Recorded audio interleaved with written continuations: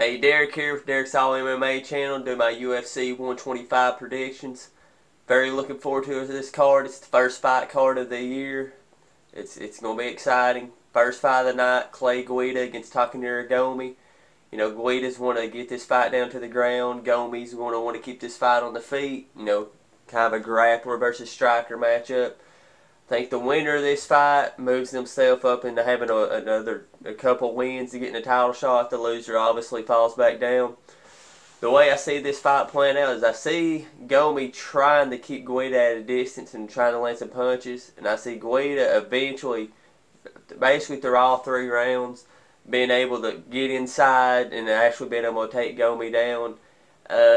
I don't know if I see Guida stopping this fight. I'm going to predict Guida by decision, but I think it's going to be back and forth. I think Gomi's going to get it back on its feet here and there and land some good shots on Guida. But I think Guida's going to be able to control a majority of the fight on the ground. So I'm going to go Clay Guida by decision.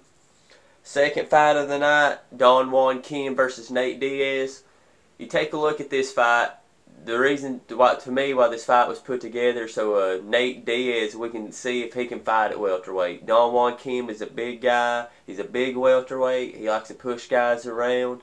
And there'll be some questions for me. I think this is a great matchup because there is some questions for me with Nate Diaz whether he truly can fight elite welterweights.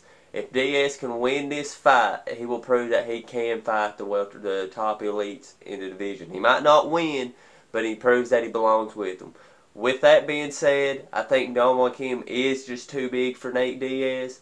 I see Kim getting this fight to the ground, avoid submissions, and it's probably going to be not the most exciting fight, but you know, the fight does serve its purpose to prove that I believe that Nate needs to drop down. But Nate could always surprise us and catch Don Juan in a submission and prove that he's for real and ready to fight top 10 guys in the welterweight division. But my prediction, Don Juan Kim, unanimous decision.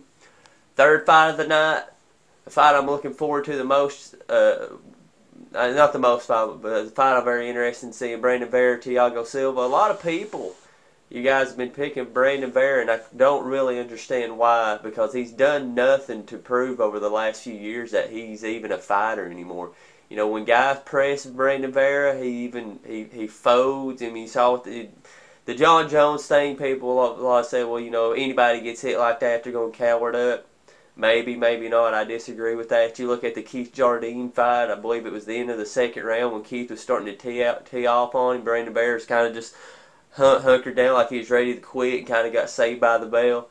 I think Brandon Vera's the type of guy, if you start teeing off on him and instead of firing back, he's that type of guy that folds. And Thiago, you know, at some point, you know, is going to land a good shot on him, and I think Brandon's going to fold. I hear a lot of people saying, well, Brandon's good in the clinch, so's Thiago Silva, and Thiago hits a lot harder in the clinch than what Brandon Vera does. So I'm actually, my prediction for this fight, Thiago Silva, first round TKO. I believe he's going to catch Brandon Vera, and Brandon's going to fold, and Thiago's going to tee off on him, and the ref's going to pull Thiago off. Alright, guys, co-main event of the evening, Chris Lieben, Brian Stann.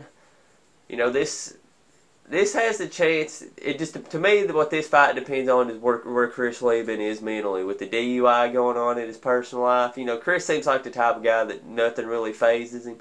So I mean, Chris has been on a tear lately, and you know, a win right here for Chris, and he's hitting big name opponents. You know, not that there's that many in the middleweight division, but you know, he's a top 10 middleweight fighter, and you know, his record proves that.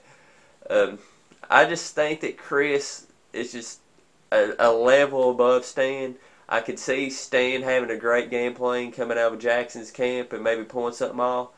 But I think at the end of the day, Lieben's going to catch Stan with something, and he's going to rock Stan, and he's either, you know, I think he will get enough done on Stan where he's going to get the TKO victory. I think the only thing that worries me about that prediction isn't the Chris Lieben victory. It's just Stan's a really tough guy, and I could see Stan weathering the storm and, you know, getting at the fight to the judges where Lieben, I think, will win regardless. But nonetheless, I'm going to pick Lieben, third round TKO. Alright, main event of the evening. You know, there's been a lot of back and forth on YouTube about this fight. You know, great fight. You know, I don't think Frankie Edgar gets the respect that he deserves. He's beat BJ Penn twice. You know, Gray Maynard, to me, he is that guy that if you don't have wrestling, he's going to beat you. Because he's just such a big guy for the division. He can take you down and hold you down. I think Frankie Edgar is squirmy enough. I think his wrestling's good enough to where it's not going to be easy for Maynard to just lay on him. I think this is a much different. Both these guys are much more evolved from their first fight.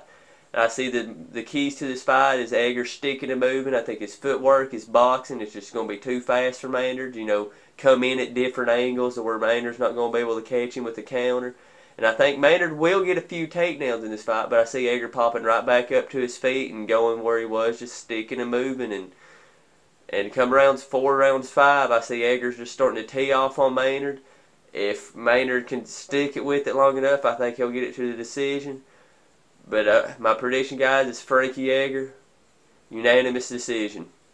Let me know what you guys think about the video. Any disagreements, agreements, let me know. Peace out, guys. Have happy holidays.